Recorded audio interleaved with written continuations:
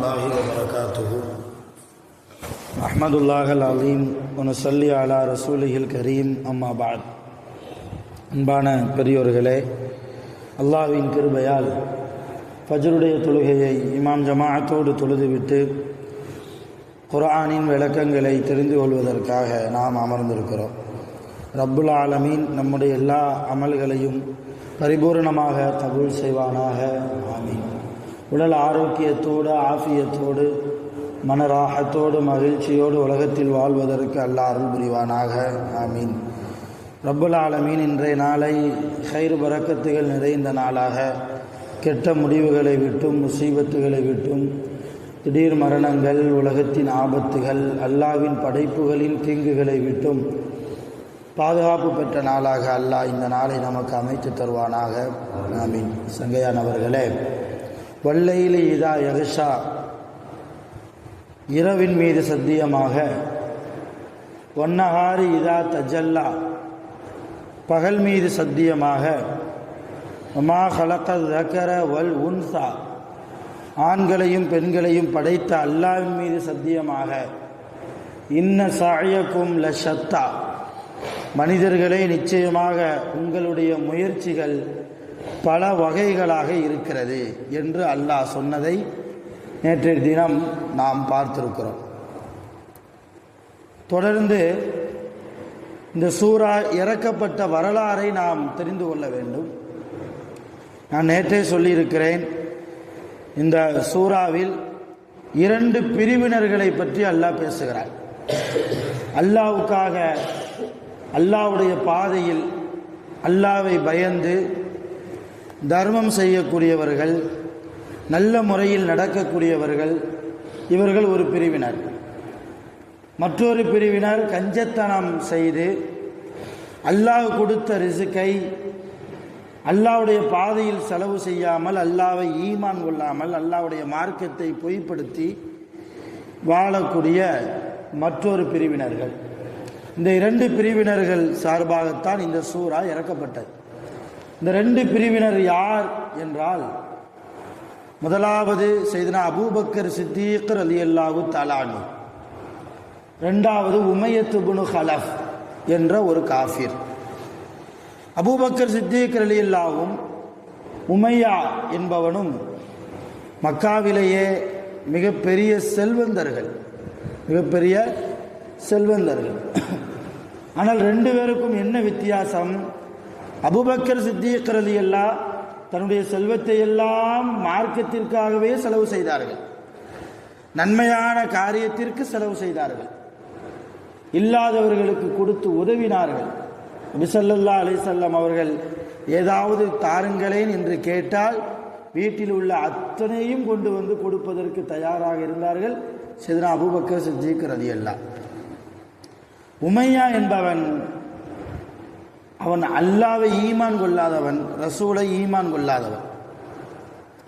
யாராவது போய் நீ கொஞ்சம் தர்மம் செய்யும்பா, உன்னுடைய வாழ்க்கை நல்லா இருக்கும், நோய் நொடி இல்லாமல் வாழ வேண்டுமா, அல்லாஹ்வை ஈமான் கொள், ரசூலை ஈமான் கொள், கொஞ்சம் இல்லாதவர்களுக்கு உன்னுடைய செல்வத்திலிருந்து கொடுத்து உதவு என்று சொன்னால் உமையா என்ன சொல்வான் தெரியுமா? நான், எனக்கு நோய் வந்தால் என்னுடைய செல்வத்தை வைத்து என்னை நான் காப்பாற்றிக் கொள்வேன், என் உயிரை காப்பாற்றுவது என்னுடைய செல்வம்தான், நான் அவ்வளவு கஷ்டப்பட்டு நான் சம்பாதித்த பொருளை, என் முன்னோர்கள் எனக்காக விட்டு சென்ற பொருளை நான் இந்த அற்ப பதர்களுக்கு கொடுப்பதா என்றெல்லாம் மனிதர்களை ஏளனமாக கிண்டலாக பேசக்கூடியவன் தான் உமையா. இன்னும் சொல்ல போனால் இந்த உமையா யார் என்றால் சையதுனா பிலால் ரலியல்லாஹுடைய எஜமான். பிலால் ரலியல்லாஹு இந்த உமையாவிடத்தில் தான் அடிமையாக இருந்தார்கள். பிலால் ரலியல்லாஹுடைய சிறப்பை பற்றி நமக்கு சொல்லி தெரிய வேண்டியதில்லை. உலகத்திலேயே காபத்துல்லாவுக்கு மேலே ஏறி நின்று பாங்கு சொன்ன ஒரே ஒரு சஹாபி பிலால் ரலியல்லாஹு மட்டும்தான். அவர்களை தவிர வேறு யாரும் காபாவுக்கு மேலே ஏறி போய் நின்று பாங்கு சொல்லலை. ரசூலுல்லாஹ் அந்த அளவு மிக உயர்ந்த இடத்தை பிலால் ரலியல்லாஹு கொடுத்தாங்க. ஒரு தடவை பிலால் ரலியல்லாஹுக்கும் அபூபக்கர் சித்திக் ரலியல்லாஹு, உமர் ரலியல்லாஹுக்கும் ஒரு சின்ன வாக்குவாதம் வந்துருச்சு. பிலால் ரலியல்லாஹுக்கும் உமர் ரலியல்லாஹுக்கும் சின்ன வாக்குவாதம். அதில் உமர் ரலியல்லா பிலால் ரலியல்லாவை பார்த்து ஒரு வார்த்தையை சொல்லிடுறாங்க. என்ன வார்த்தை? கரிப்பினத்து மகனே என்று ஒரு வார்த்தையை சொல்லிட்டாங்க. பிலால் ரலியல்லாவுடைய நிறம் கருப்பு தான். இப்போ கரிப்பினத்து மகனே என்று ஒரு வார்த்தையை சொல்லிட பிலால் ரலியல்லாவுக்கு அது ரொம்ப வேதனையாகி போச்சு. உமர் ரலியல்லா ஆகா அந்த நேரத்தில் கோபத்தில் சொன்ன வார்த்தை. பின்னால் வீட்டில் உட்காந்து போய் யோசிக்கிறாங்க. ரொம்ப வேதனைப்பட்டு பிலால் ரலியல்லா வர்ற வழியில் உமர் ரலியில் படுத்துட்டாங்க. பிலால் ரலியில் ஓடி வந்து என்னங்க உமர் இப்படி கீழே தரையில் படுத்துருக்கிறீங்களா, எந்திங்க, நம்ம போட்ட சண்டையில் நான் மறந்துட்டேன், எந்திங்க. இல்லை பிலால், என்ன சண்டை போட்டிருந்தாலும் நான் அந்த வார்த்தையை சொல்லியிருக்கக்கூடாது. நீ எப்படிப்பட்ட பிலால், உன்னை பற்றி ரசூலுல்லாஹ் எந்த அளவு உயர்ந்த ஒரு இடத்திலே உன்னை வைத்தார்கள், அழகு பார்த்தார்களே. அல்லாவும் உன்னை உயர்ந்த இடத்தில் அல்லவா வைத்து அழகு பார்த்திருக்கிறான். அதனால தானே உன்னுடைய பாதம் காபாவுக்கு மேலே பதிந்திருக்கிறது இல்லையா? அப்படிப்பட்ட உன்னுடைய நிறத்தை பற்றி பேசியது தவறுதான், என்னை மன்னித்துக்கொள். பெருமன மன்னிப்பு கேட்டதோடு மாத்திரமல்ல, உமர் ரலியல்லாஹு என்ன செஞ்சாங்க தெரியுமா? உன்னுடைய காலை என் கன்னத்தில் வைத்தால்தான், நான் கீழே படுத்திருக்கிறேன், உன்னுடைய காலை என்னுடைய கன்னத்தில் வைத்தால்தான், வைத்து உமரே உன்னை நான் மன்னித்து விட்டேன் என்று சொன்னால்தான் நான் என்ன செய்வேன், எந்திப்பேன். கடைசியில் அப்படித்தான் நடந்துச்சு. இப்போ எந்த அளவு பிலால் ரலியல்லாவை சஹாபாக்கள் பார்த்த பார்வை, அந்த அளவு அந்தஸ்தில் உயர்ந்த பிலால் ரலியல்லாவை அடிமையாக வைத்திருந்தவர் இந்த உமையத்து இப்னு ஹலஃப் என்பவர். கடைசியில் இந்த உமையாவுடைய முடிவோ பிலால் ரலியல்லாவுடைய கையிலேயே வந்தது. போரில் உமையா நாம் தோத்து போயிடுவோம் என்பதை தெரிந்து ஒரு பாறைக்கு பின்னால் போய் ஒளிஞ்சுக்கிட்டான். பிலால் ரலியல்லா தேடி போய் மிகப்பெரிய ஈட்டியை வைத்து அவர் நெஞ்சிலை குத்தி உமையாவை கொலை செய்தார்கள் என்று நமக்கு வரலாறு போர் சம்பந்தப்பட்ட பாடமான ஹதீஸ்களில் நாம் பார்க்கிறோம். ஆக எதற்காக சொல்ல வருகிறேன் என்றால், இப்போ உமையா செல்வத்தால் அல்லாஹ்வை மறுத்தான், செல்வம் இருந்ததால் மனிதர்களை மதிக்க மறந்தான். அதனால் அவனுக்கு கிடைத்த கூலி என்ன, அதைத்தான் இந்த சூறாவில் அல்லாஹ் சொல்கிறார். ஆக அருமையான பெருமக்களை, நாம் அபூபக்கர் சித்தீக் ரலியல்லாஹுடைய பரம்பரையில் இருக்கணுமா, அவர்களுடைய வரிசையில் வர வேண்டுமா, அல்லது உமையாவுடைய வரிசையில் வர வேண்டுமா? யோசிக்கணும். நிறைய செல்வத்தை அல்லாஹ் நமக்கு தருகிறான், சில சமயம் தந்ததை எடுக்கிறான். கொடுத்ததும் கொடுப்பவனும் அவன்தான், எடுப்பவனும் அவன்தான். கேள்வி கேட்கக்கூடிய அதிகாரம் உலகத்தில் யாருக்கும் கிடையாது. கொடுத்த போது அவனுக்கு நன்றி செலுத்தி அவன் கொடுத்த செல்வத்தை இல்லாதவர்களுக்கு நாம் கொடுத்து வந்தால் அல்லாஹ் கொடுப்பதை நிற்பாட்டுவதில்லை, அதிகமாக தருகிறான். எப்பொழுது அவன் கொடுத்ததை எடுக்கிறான் தெரியுமா?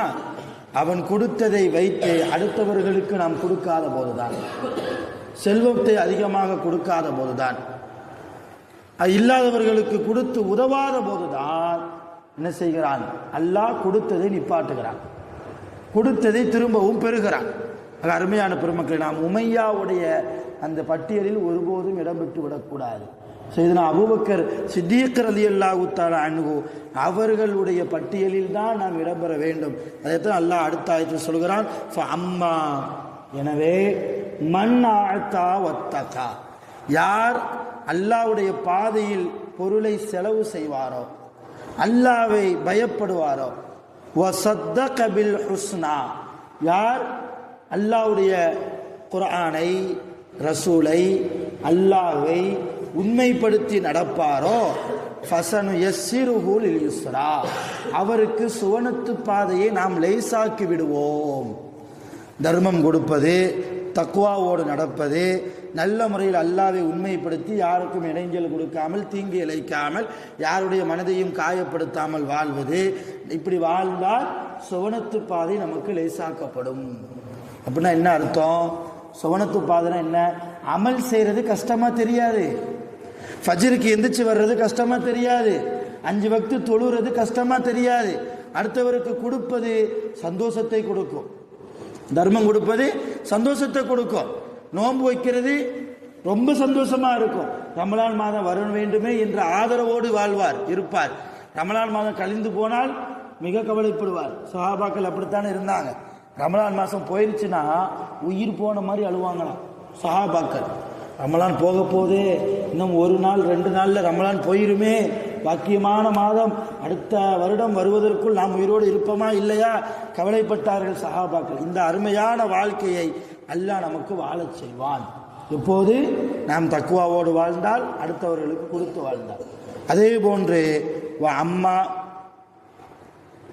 மம்பகில வஸ்தாகனா, யார் கஞ்சத்தனம் செய்து அடுத்தவருக்கு கொடுக்காமல் அல்லாஹ்வுடைய இந்த மார்க்க விஷயத்தில் அலட்சியமாக அசால்ட்டாக இருப்பாரோ, வகத்தப பில் ஹுஸ்னா, அல்லாஹ்வை பொய்ப்படுத்தி, ரசூலை பொய்ப்படுத்தி, மார்க்கத்தை பொய்ப்படுத்தி, குர்ஆனின்படி ஹதீஸின்படி வாழாமல் யார் உலகத்தில் தாண்டோண்டித்தனமாக வாழ்வாரோ, ஃபஸனு யஸ்ஸிருஹு லில் உஸ்ரா, அவருக்கு நரகத்தின் பாதையை நாம் லைசாக்கி விடுவோம்.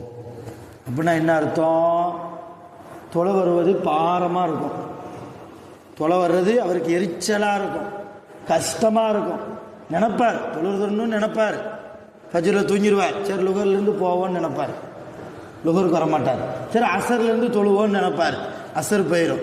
சரி மகரிப்லேருந்து எப்படியாவது எடுத்துடணும், மகரிப் தொழுகையிலேருந்து எடுத்துருவோம், இப்படியே எடுத்துருவோம் என்று சொல்லி கடைசியில் அவர் தொழாமலேயே விட்டு விடுவார். அதுதான் நரகத்தின் பாதையை அல்லாஹ் அவருக்கு லேசாக்குவது. அருமையான பெருமக்களே, நல்ல வழி என்பதும் நல்ல வழியை அல்லாஹ் காட்டுவது அல்லாஹ்வின் பக்கம்தான் இருக்கிறது. ஆக நாம் எப்படி வாழ்கிறோமோ அதன்படிதான், இந்த உலகத்தில் நாம் எப்படி வாழ்கிறோமோ அதன்படிதான் நம்முடைய மறுமை வாழ்வு நமக்கு நிச்சயிக்கப்படுகிறது. உலகத்தில் யாருடைய மனதையும் காயப்படுத்தாமல் அருமையான பெருமக்களே நல்ல முறையில் நாம் வாழ்வோம். குர்ஆனின்படி ஹதீஸின்படி அல்லாஹ் கொடுத்த ரிஸ்கை அடுத்தவர்களுக்கு கொடுத்து நாம் வாழ்வோம். வல்ல ரஹ்மான் அப்படிப்பட்ட பரிசுத்தமான வாழ்க்கையை வாழ்வதற்கு நம் அனைவர்களுக்கும் அருள் புரிவானாக. ஆகிரு தஅவானா அனில் ஹம்துலில்லாஹி ரப்பில் ஆலமீன். சுப்ஹானல்லாஹி வ பிஹம்திஹி, சுப்ஹானல்லாஹி வ பிஹம்திஹி, அஷ்ஹது அல்லா இலாஹா இல்லல்லாஹ், அஸ்தக்ஃபிருக வ அத்தூபு இலைஹ். ஆமீன். சுப்ஹான ரப்பிக ரப்பில் இஸ்ஸத்தி அம்மா யசிஃபூன், வஸ்ஸலாமு அலல் முர்ஸலீன், வல்ஹம்துலில்லாஹி ரப்பில் ஆலமீன்.